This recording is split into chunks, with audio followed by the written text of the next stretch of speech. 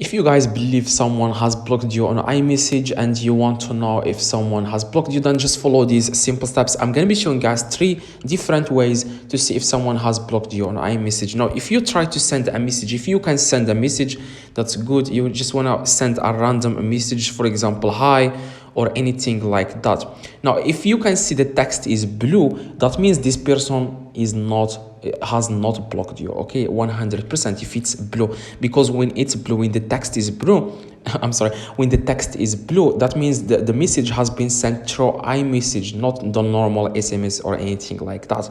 Now, if you consider green, that means this person has blocked you on iMessage, okay, but they didn't block you on other things like SMS. You can still send an SMS, but you can make sure if this person blocked you completely. If you send hi, for example, or anything, and it's been like, for example, 2 hours, 3 hours, and you don't see anything like delivered or has been sent, you don't see anything. You don't see the state of your message. You don't see if this person has seen it or not, and then this person is probably has blocked you. Now, what you want to do, guys, the next thing you want to do is you want to FaceTime this person, okay? You want to click on FaceTime in the top, and if you FaceTime this person, if you can FaceTime them, it will display an error. If this person has blocked you, it will display like this recipient doesn't accept your invitation.